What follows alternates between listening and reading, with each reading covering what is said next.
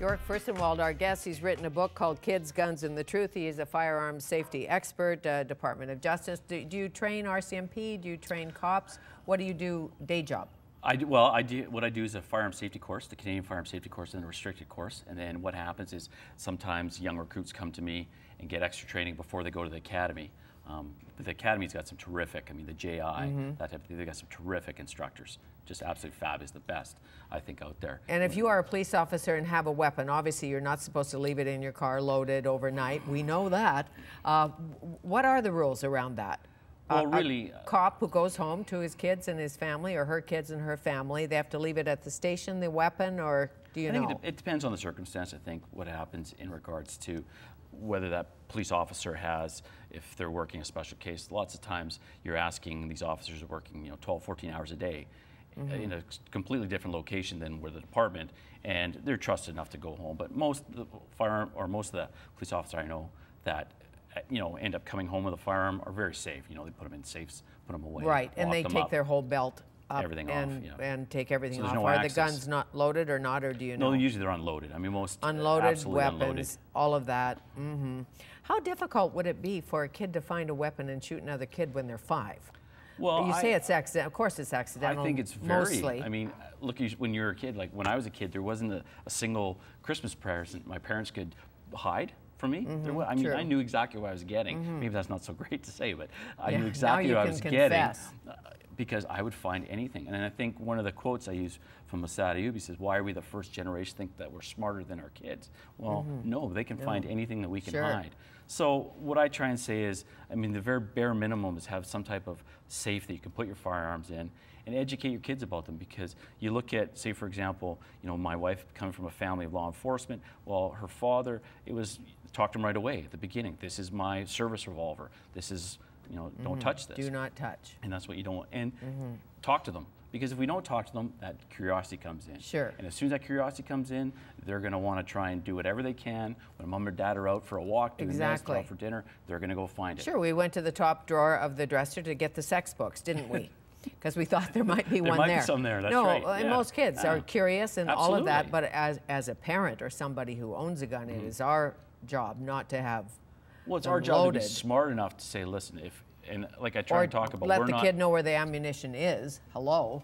Or talk to them and say, this is not about pro or anti-gun. So if I'm going to have a firearm, I'm going to be smart enough to talk to my kids about it, but also have it secure enough. Now I understand, people have for protection different type of things, but if you're going to have a firearm and there's children anywhere around, I think the bare minimum is you'd absolutely have that locked away. The law says you have to, so why wouldn't you have it locked away?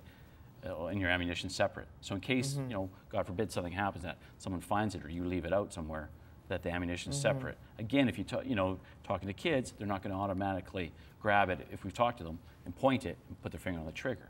So sit me down with a child. You're the parent.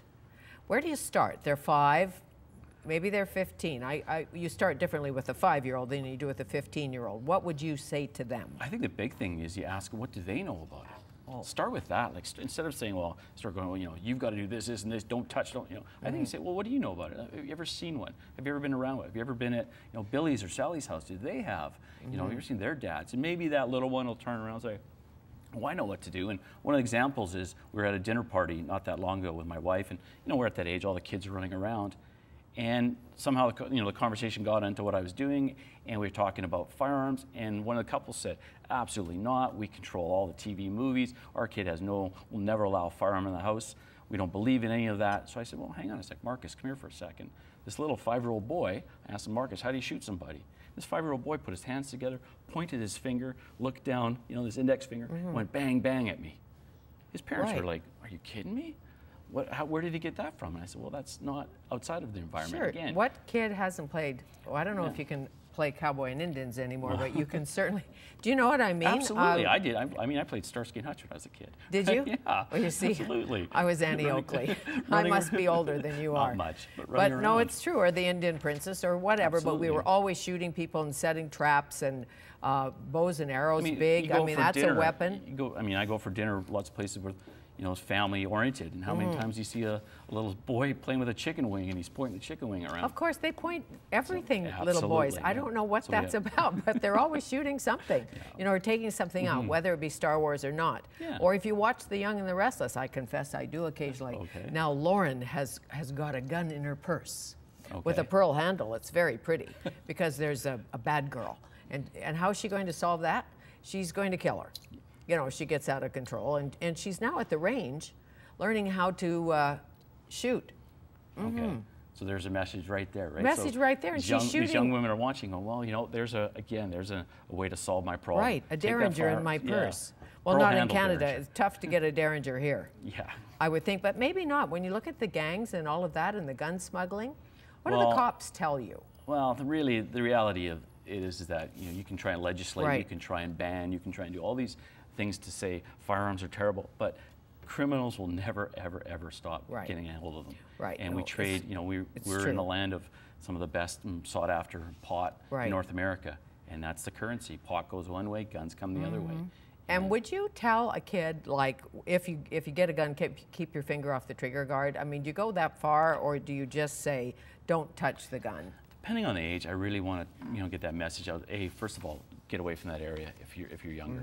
But I think sometimes what'll happen if you get a younger, you know, maybe a teenage kid, somebody will say, well, hey, take a look, I found this, or I've got this, and then want to hand it. Well, that's when you have to start really teaching them about it physically, not get that finger off the trigger, don't point it, get out, and use your parent as an excuse. One of the things I tell I have a 13-year-old daughter, I said, if you're in a situation, use me as the bad guy. Say, you know, Right. my dad's going to be mad if, you know, if I don't come home, or if I got to do this, or I got homework, anything, use me as that excuse to get out of that situation, and then come to me. And I mean, one of the examples I use is not that long ago, my wife, I mean, January here, she was with my daughter up in North Van, they're in the woods, and she phones me on my cell, she says, I think somebody's shooting a pellet gun up here. I'm like, get out of there right away. Right. I know, and how many people say it's just a pellet gun, Well, or it's a potato gun, or it's just a pellet gun? You go, just a pellet gun. A pellet can gun take just your eye out. killed a 13-year-old boy a couple years ago in Surrey. And it's just two boys playing, one shot, got in the wrong spot, and it was enough to hurt them critically. Exactly. So good information. Thank you. I thank you. Appreciate it. Nice to meet you. York Furstenwald, Kids, Guns, and the Truth.